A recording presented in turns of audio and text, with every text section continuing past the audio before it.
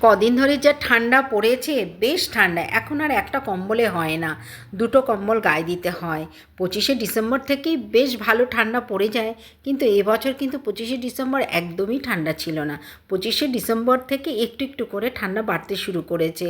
1 জানুয়ারিতে একটু মোটামুটি ঠান্ডা ছিল, আর তারপরের দিন থেকে দেখলাম বেশ ঠান্ডা, একটা কম্বলে আর হচ্ছে না। তাই সকাল সকাল উঠে পড়েই সমস্ত দেখো ঘরের কাজ করে নিয়েছি, কারণ তোমাদের দাদাভাইকে রান্না করে দিতে হবে, অফিসে যাবে। তাই রান্নাটা ঘর দুয়ারগুলো একটু গুছিয়ে নিয়ে রান্নাঘরে চলে যাব। আর তোমাদের দাদাভাই যা তাড়া দেয়, সব রান্না করে উঠতে পারি না, যা পারি করে দিই সামনে, সেইটুকু খেয়েই অফিসে চলে যায়। রিতার খুঁটিনাটিতে সকলকে অনেক অনেক স্বাগত। আশা করি তোমরা ভালো আছো, সুস্থ আছো। আমিও তোমাদের ভালোবাসায় খুবই ভালো আছি। তাই দেখো, আর এই দেখো এখন শীতের মধ্যে জলে হাত দিতে মোটেই ইচ্ছে করে না, কিন্তু ছোটোবেলায় জানো তো পুকুরে ঝাপাঝাপি করেছি এই পৌষ মাস মাঘ মাসে। আর মা পাড়ে দাঁড়িয়ে দাঁড়িয়ে চিৎকার করতো, সাঁতার কেটে ওই এপার থেকে ওপারে চলে যাচ্ছি, ওপার থেকে এপারে চলে আসছি, কিছুতেই উঠতাম না। এই ঠান্ডার মধ্যেও পুকুরে স্নান করেছি। আর এখন মানে কাজের নামে ভয় হয় যে ইস আবার সেই ঠান্ডা জলে হাত দিতে হবে। মা চিৎকার করে পুকুর থেকে তুলতে পারতো না, সবাই চিৎকার করতো যে এই ঠান্ডার মধ্যে পুকুরে ডুবিয়েই যাচ্ছিস, ডুবিয়েই যাচ্ছিস, স্কুল নেই তোর, স্কুলে যা। তো সেই রকমই এখন দেখো এতই ভয় পাই শীতটাকে আমি। শীত আসলে মনে হয় সেই ঠান্ডা জলে রান্না করা, সমস্ত কাজ করা ঠান্ডা জলে। স্নান তো করতেই হবে, স্নান না করলে চলবে না, কিন্তু এই ঠান্ডা জলে সবসময় হাত দিতে বিরক্তি লাগে। দেখো তোমাদের দাদাভাইয়ের জন্য রান্না বসিয়ে দিয়েছি, একদিকে ডাল একদিকে ভাত করছি, আর দেখি কি করা যায়।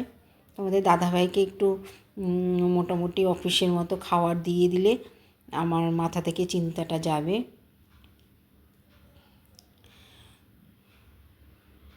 ডাল হয়ে গেছে, তোমাদের দাদাভাই খেয়ে অফিসে বেরিয়ে গেল। আমি এবার ঘরে টুকটাক যা কাজ আছে গুছিয়ে নেব, গুছিয়ে নিয়ে তারপরে স্নানে যাব, পুজো দেব। আর এই শীতকালে পৌষ সংক্রান্তিতে আমাদের ঠাকুমা পিসিমা একসঙ্গে বসে না চষি কাটতো, চষির পায়েস।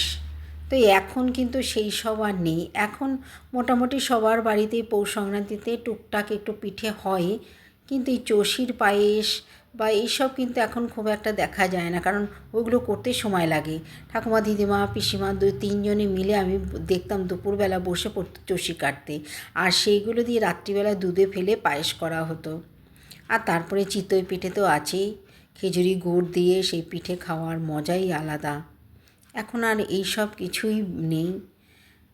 সবার বাড়িতে টুকটাক একটু নিজেদের মতো করে খাওয়া হয়, কিন্তু এই শীতকাল আসলেই মানে পিঠের কথা কিন্তু সকলেরই আগে মনে পড়ে, যে আর পৌষ মাসে বিশেষ করে। এখনও পর্যন্ত আমি পিঠে করিনি, তো খাওয়ার লোক আমার বাড়িতে খুবই কম, পিঠে মিষ্টিটা কেউ খেতে চায় না, সেই কারণে আমার পিঠেটা খুব একটা করা হয় না। যেহেতু একটু পৌষ সংক্রান্তিতে একটু করতে হয় তাই করি, নাহলে আর আমার পিঠে খাওয়ার লোক নেই। আমিও খুব একটা মিষ্টি পছন্দ করি না, তোমাদের দাদাভাই খায় না, আমার মেয়েটাও মিষ্টি একদম খেতে চায় না, সেই কারণে পিঠে পায়েস পুলি এইসব কিছুই আমার হয় না। যাই হোক, স্নান টান করে দেখো পুজো দিয়ে নিলাম।